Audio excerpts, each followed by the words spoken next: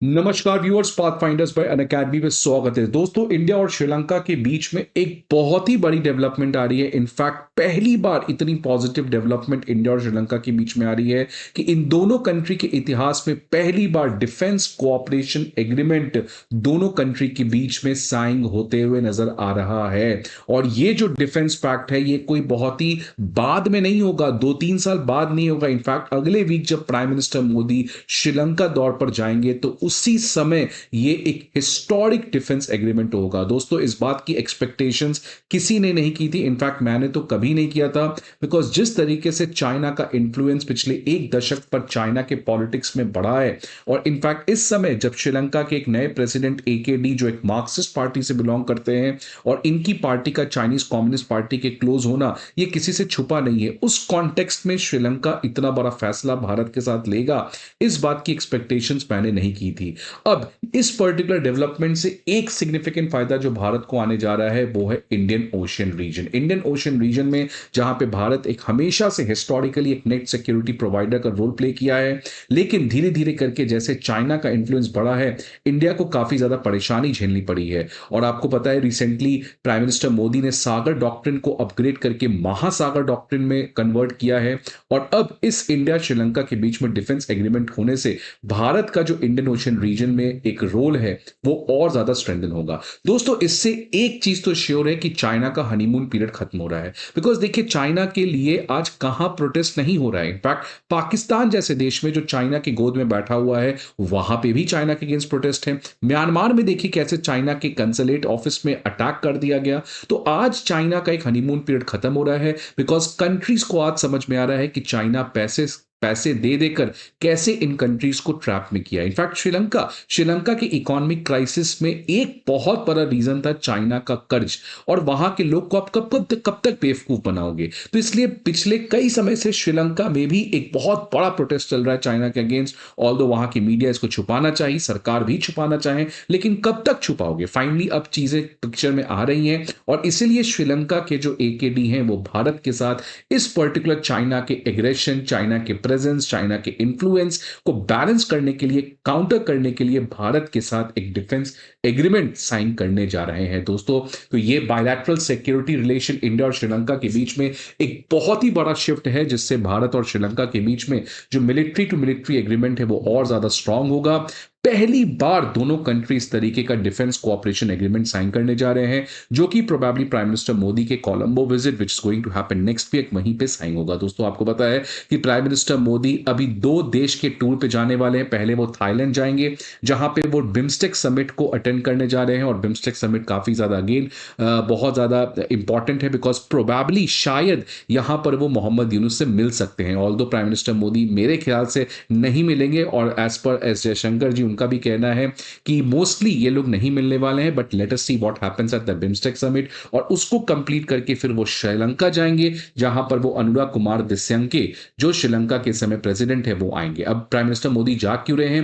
Because पिछले साल दिसंबर के महीने में श्रीलंका के जो प्रेसिडेंट हैं वो पहले विजिट पर इंडिया आए थे। अब दोस्तों, ये भी काफी ज्यादा इंपॉर्टेंट था, बिकॉज श्रीलंका के जो प्रेसिडेंट है अनुराग कुमार दिस्यंके, ये काफी नए प्रेसिडेंट है, मतलब इनफैक्ट नए पॉलिटिशियन है श्रीलंका के पॉलिटिक्स में, और वो अपना पहला फॉरेन ट्रिप इंडिया किए थे।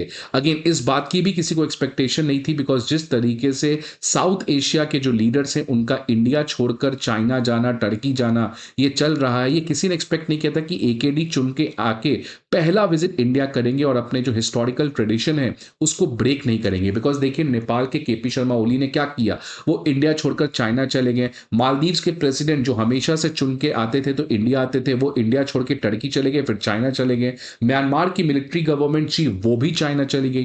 तो इसलिए अनुराग कुमार दिस्यंके, जिनसे अगेन उस समय एक्सपेक्टेशन नहीं थी, वो भी आए थे, 3 दिन के एक स्टेट विजिट पे आए थे, और उन्होंने इंडिया में आकर एक बहुत ही ऐतिहासिक चीज कहा था, बहुत ही सिग्निफिकेंट चीज कहा था। उन्होंने कहा था कि मैं किसी भी कीमत पर इंश्योर करूंगा कि श्रीलंका की जो टेरिटरी है वो न्यू दिल्ली के सिक्योरिटी इंटरेस्ट के अगेंस्ट किसी भी तरीके से यूज नहीं किया जाए। और अभी इसी पर्टिकुलर चीज को रेसिप्रोसिटी के अंदर प्राइम मिनिस्टर मोदी चुकाने जा रहे हैं। अब प्राइम मिनिस्टर मोदी श्रीलंका जाने वाले हैं और इनफैक्ट 2019 के बाद ये पहला विजिट प्राइम मिनिस्टर मोदी का श्रीलंका में होगा। और एक बात और मैं आपको बता दूं, पहली बार अनुराग कुमार दिस्यंके जो 2024 में श्रीलंका के प्रेसिडेंट चुन के आए हैं, ये पहली बार किसी फॉरेन लीडर को होस्ट करने जा रहे हैं and that first foreign leader is going to be our prime minister Modi. So that's why बहुत सारे फर्स्ट हैं इस पर्टिकुलर एग्रीमेंट में। First time Dissanayake is going to host prime minister Modi, first time defence cooperation agreement हो रहा है, first time Sri Lanka के president चुनकर आए तो इंडिया विजिट किए। तो जिस तरीके से इंडिया श्रीलंका के रिलेशंस रीसेंट टाइम्स में प्रोग्रेस किए हैं, ये एक चाइना के लिए बहुत बड़ा मैसेज है। आज दोस्तों इस पर्टिकुलर डिफेंस कोऑपरेशन एग्रीमेंट के बारे में बात करेंगे कि प्रोबेबली इसमें क्या हो सकता है और इंडिया को कैसे फायदा पहुंच सकता है। बट आगे बढ़ने के पहले आप सभी के लिए बहुत इंपॉर्टेंट इंफॉर्मेशन कि अनअकैडमी आई previous year questions, current affair analysis और प्रीलिम्स मॉक टेस्ट, ये सभी चीजों के पीडीएफ अब आपके लिए लेके आया है, which is also absolutely free of cost. कहां पे मिलेंगे? तो आप इस नंबर पर कॉल कर सकते हैं या हमारे किसी भी ऑफलाइन ब्रांचेस पर विजिट कर सकते हैं। अब देखिए, भारत के जो फॉरेन सेक्रेटरी हैं विक्रम मिस्री जी, उनका क्या कहना है इस पर्टिकुलर प्राइम मिनिस्टर मोदी के विजिट के बारे में। तो उन्होंने रिसेंटली एक मीडिया ब्रीफिंग के दौरान उन्होंने कहा कि पहली बार एक ऐतिहासिक defence cooperation agreement for the first time it is going to be sign between India and Sri Lanka. और ये इसीलिए बिकॉज श्रीलंका हमारे नेबरहुड फर्स्ट पॉलिसी का एक सबसे अहम हिस्सा है और दोनों कंट्री के जो रिलेशनशिप है ये म्यूचुअल ट्रस्ट पे बेस है और हमेशा से एक दूसरे के डिफिकल्ट टाइम में ये दोनों कंट्री खड़े हुए हैं। अब ये इसलिए सिग्निफिकेंट है भारत के पर्सपेक्टिव से, जैसे मैंने पहले भी कहा कि चाइना का इन्फ्लुएंस बहुत ज्यादा बढ़ गया है। आपको ऑलरेडी पता है कैसे चाइना ने बेल्ट एंड रोड इनिशिएटिव के अंदर डेप्थ ट्रैप के अंदर हम्बन टोटा पोर्ट को 99 साल के लीज पे ले लिया और वहां पे कॉन्स्टेंटली अपने सैटेलाइट ट्रैकिंग शिप्स युआंग वैंग को डॉक करा। 2022 में आपको पता है कैसे इंडिया श्रीलंका के रिलेशंस डेटोरिएट किए जब श्रीलंका ने इजाजत दी युआन बैंक नाम के चाइनीज शिप को वहां पे डॉक करना, जिसके थ्रू चाइना इंडिया के ऊपर सर्वेलेंस रख पाता है। इनफैक्ट 2023 में एक दूसरा चाइनीज वॉरशिप कोलंबो पोर्ट में डॉक किया था। तो अब इन कॉन्टेक्स्ट के अंदर भारत और श्रीलंका का डिफेंस एग्रीमेंट होना, इससे बहुत कुछ चीजें चेंज होने वाला है। और अब मैं सबसे आपको खास बात बता दूं कि कैसे अनुराग कुमार दिस्यंके, जिनकी पार्टी का नाम है जेवीपी, जो एक मार्क्सिस्ट पार्टी है, उसके नेतृत्व में अगर भारत और श्रीलंका का डिफेंस एग्रीमेंट हो रहा है तो ये एक और बहुत बड़ी बात है। दोस्तों आपको पता है कि श्रीलंका बहुत सालों तक एक केओस में रहा है, एक इंस्टेबिलिटी में रहा है, बहुत ज्यादा वायलेंस रहा है बिकॉज वहां के तमिल्स और बुद्धिस्ट की जो लड़ाई चली है, आपको पता है एलटीटीई जिसके लीडर थे प्रभाकरन। तो इसी कॉन्टेक्स्ट में आपको शायद याद आ रहा होगा कि राजीव गांधी जी ने इंडियन पीस कीपिंग फोर्स को भेजा था श्रीलंका में, जहां पर इनका ऑब्जेक्टिव था कि कैसे श्रीलंका में स्थिरता लाया जाए। और ये जो पीस कीपिंग फोर्स है ये 1987 टू 1990 तक रहा।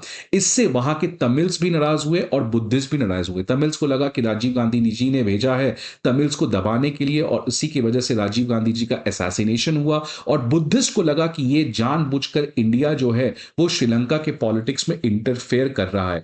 और इसके बाद जो पूरा प्रोटेस्ट हुआ इंडिया के खिलाफ कि इंडिया कैसे अपने फॉरेन इंटरवेंशंस को कर रहा है, कैसे इंडिया के लोग, इंडिया के पीस कीपर्स आके श्रीलंका के पॉलिटिक्स में इन्फ्लुएंस कर रहे हैं, श्रीलंका के सोसाइटी में इन्फ्लुएंस कर रहे हैं, इसके खिलाफ जिसने इस पूरे मोर्चा को संभाला था प्रोटेस्ट का, वो यही जेवीपी पार्टी है। और दोस्तों जो अनुराग कुमार दिस्यंके जो आज प्रेसिडेंट हैं वो इसी जेवीपी पार्टी से हैं। तो ये हमेशा से इनकी जो पार्टी है वो भारत के प्रेजेंस को, भारत के साथ डिफेंस एग्रीमेंट को कंप्लीटली हमेशा से रिजेक्ट करते आई है। इसीलिए एकेडी के जेवीपी पार्टी का भारत के साथ डिफेंस एग्रीमेंट होना ये एक और बहुत ही बड़ी सिग्निफिकेंट मूवमेंट है। इनफैक्ट कॉन्स्टेंटली देखिए दोस्तों, जेवीपी जो है वो भारत के अगेंस्ट क्रिटिसाइज किया है। 2000 में भी जेवीपी ने एक बहुत बड़ा प्रोटेस्ट किया था। अगेन उनका कहना था कि इंडिया जो है वो श्रीलंका के पॉलिटिक्स में इंटरफेयर करता है और इसलिए श्रीलंका इंडिया के बीच में जो डिफेंस कोऑपरेशन है उसको कम करना चाहिए।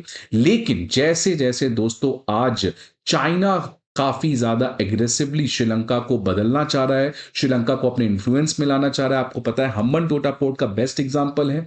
और इसी वजह से कॉन्स्टेंटली चाइनीज इन्वेस्टमेंट के अगेंस्ट श्रीलंका में प्रोटेस्ट चल रहा था। दोस्तों ये हर जगह चल रहा है लेकिन मीडिया में आने नहीं दिया जाता इन बात में। और अगर मैं बात करूं रीसेंट टाइम्स में जो श्रीलंका की इकोनॉमिक क्राइसिस हुई थी, आप देखिए श्रीलंका का जो टोटल कर्ज है वो लगभग $47 बिलियन है, जिसमें से मोर देन 50% ये अकेले चाइना से डेप्ट है। इसी को तो डेप्ट डिप्लोमेसी कहा जाता है। तो जब से ये इकोनॉमिक क्राइसिस हुआ, उसके बाद वहां के लोगों को आंख खुल चुकी कि चाइना कितना बड़ा थ्रेट हो सकता है। और यहां पे अगेन मैं क्रेडिट देना चाहता हूं एस जयशंकर जी को कि आज इंडिया श्रीलंका के रिलेशंस इतने अच्छे हैं, despite considering the fact that ये एक मार्क्सिस्ट लीडर है और चाइना के साथ इनका हिस्टोरिकल रिलेशन रहा है और इनकी पार्टी एंटी इंडिया शुरू से रही है। इनको इंडिया के प्रति मोल्ड करने में अगर किसी का सबसे बड़ा रोल है तो वो है एस जयशंकर जी। बिकॉज 2024 का विजिट आपको शायद याद होगा कि एकेडी उस समय प्रेसिडेंट भी नहीं बने थे, लेकिन जयशंकर ने उनको इन्वाइट किया, वो न्यू दिल्ली आए और वहां पे वो प्राइम मिनिस्टर मोदी से भी मिले थे, हमारे वित्त मंत्री, हमारे external affairs minister S Jaishankar ji से भी मिले थे, क्योंकि उसी समय जयशंकर जी को पता चल चुका था कि एकेडी आने वाले समय में श्रीलंका पॉलिटिक्स के एक बहुत बड़े रोल प्ले करेंगे। और जयशंकर जी को यह भी पता था कि एकेडी ऑल्दो प्रो चाइना है, लेकिन वो एक हद तक चाइना के साथ रिलेशंस को नहीं बढ़ा सकते हैं, बिकॉज आज चाइना के अगेंस्ट एक बहुत बड़ा सेक्शन है श्रीलंका के पॉलिटिक्स में जो आज उनके इन्वेस्टमेंट और चाइना के इन्फ्लुएंस को कम करने का प्रयास करता है। तो जिस तरीके से नेपाल श्रीलंका के साथ भारत का एक पॉजिटिव डेवलपमेंट देखने को मिल रहा है दोस्तों, वापस से चाइना का इस पर्टिकुलर एरिया में, साउथ एशिया में हनीमून खत्म हो रहा है। इंडिया वापस से कुछ हद तक एक ग्राउंड जो खोया था वापस से प्राप्त कर रहा है। देखिए बांग्लादेश में किस तरीके से मोहम्मद यूनुस का एग्जिट श्योर है और इसलिए भारत बांग्लादेश के रिलेशंस ऑल्दो इस समय बहुत लो लेवल पे हैं बट इवेंचुअली रिवॉल्व होंगे। नेपाल में देखिए केपी शर्मा ओली जो भारत को आंख दिखला रहे थे, आज खुद उनके खिलाफ एक बगावत छिड़ गया है, प्रो मोनार्की मूवमेंट चल रहा है। भूटान के साथ हमारा रिलेशन हमेशा से अच्छा है। म्यांमार में देखिए खुद वो मिलिट्री चीफ जो हमेशा से चाइना के प्रति क्लोज था, आज उसी के अगेंस्ट एथनिक ट्राइबल्स काफी ज्यादा फाइट कर रहे हैं और भारत एथनिक ट्राइबल्स के साथ कांस्टेंट बेसिस पे नेगोशिएट कर रहा है। श्रीलंका मालदीव्स के साथ रिलेशंस अगेन बाउंस बैक किया। अफगानिस्तान के साथ आपको रिलेशंस पता है कितने इंप्रूव हुए हैं। सो दैट शोज कि India's time in the South Asia and the Indian Ocean region is back and China's honeymoon is over. It is time for the countries to look to India, forget about China, then only they can have a sustainable and long term growth. दोस्तों आपका क्या views इस particular Sri Lanka और India के development के बारे में, please let me in the comment box. I hope आपको ये वीडियो अच्छा लगे। See you again some another video, till then goodbye, take care.